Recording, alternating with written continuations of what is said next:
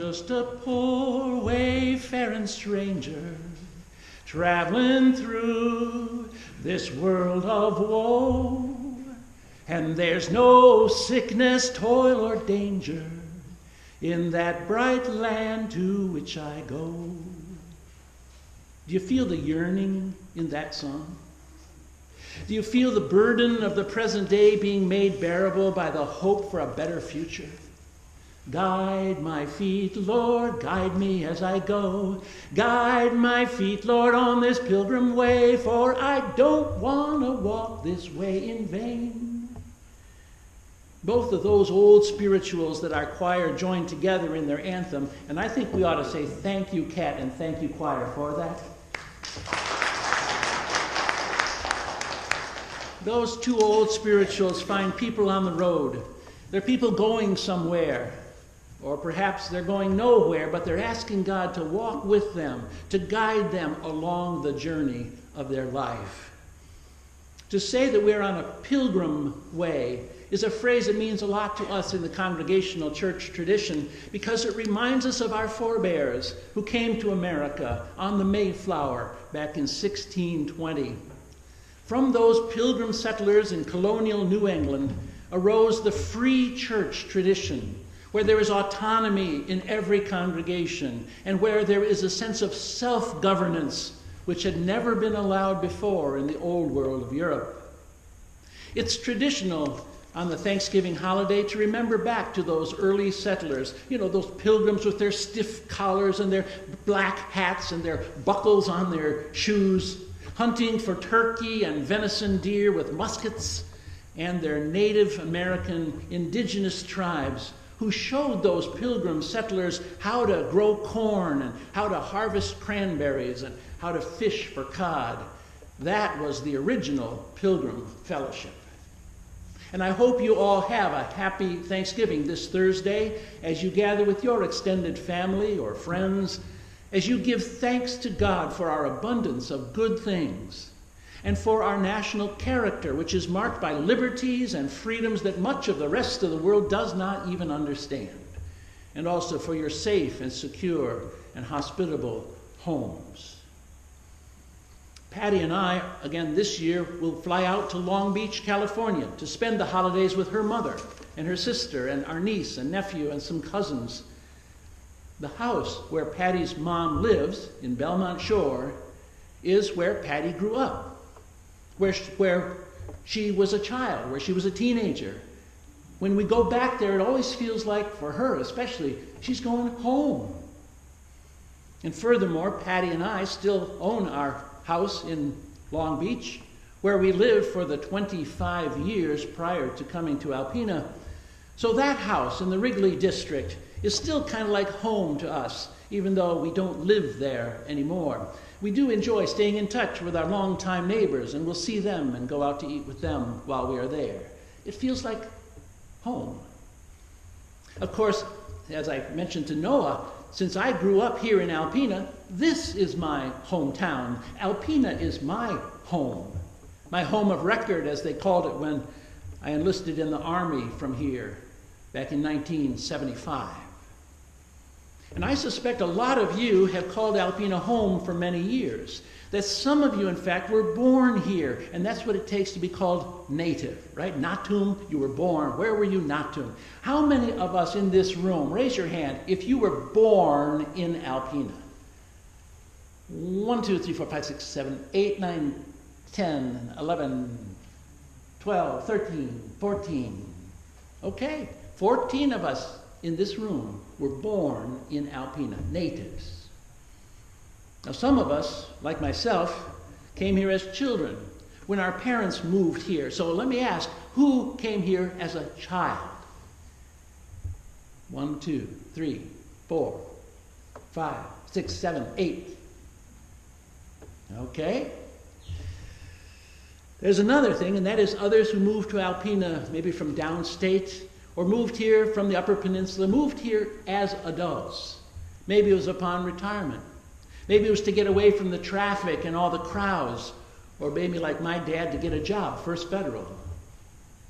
Or maybe because You used to come up here with your grandparents. You have fond memories of summers being spent here, or maybe because you got a cabin on a river, you liked hunting and fishing and the outdoors. Maybe a hunting camp became like a second home to you. How many of you moved here as adults? 1, 2, 3, 4, 5, 6, 7, 8, 9, 10, 11, 12, 13, 14, 15, 16, 17, 18, 19, 20, 21, 22, 23, 24, 25, 26, 27, 28, 29, 30, 31, 32, 33, 34. Wow. That's the big one. People move to Alpena. They choose to come here. Some are born here, some are moved here by their folks, and some folks choose to live here. Moving to a new place, as many of you did, over half of the congregation moved here. Making a new home, making a home away from home could make a person nervous. My wife Patty's dad was in the Navy, so their family moved from base to base all along the West Coast, in Washington State, in Oregon, in Oakland, California, in Long Beach, even over to Honolulu one time. And with a history like that, Patty moves fairly easily into new places. And I'm glad for that, because frankly, we would not be here in Alpena if it were not for her flexibility about where we make our home. My family of origin, Les and Dodie Lance and their 5 kids, which included me, we located from California to Michigan, and then we relocated again from Cadillac, where their family of origin were, on the western side of the state, over here to Alpena on the Sunrise side. And that was a big move. There were no kinfolk over here. There were nobody we knew on this side of the state. So I, too, with several home addresses in my growing up years, do not mind going to a new place, as long as I'm going there by choice. When you move to a new home, and not just to a new house in the same community like Pat Leahy and Bill Kaltrider just did, or like Charlotte Wilson did into Birchwood Meadows just last weekend, when you move into a new home, in a new location, that means new people. It means new shopping areas. It means new restaurants. And things you know just won't be the same as before.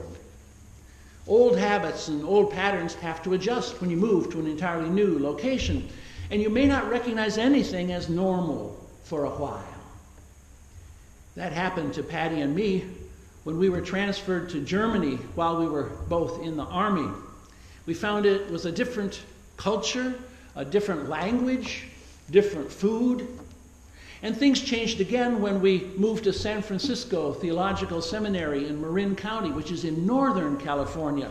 And that was not at all like Long Beach and Los Angeles County.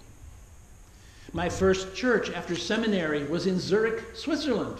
And there we met a whole new set of people and customs as Patty and I settled into our new home.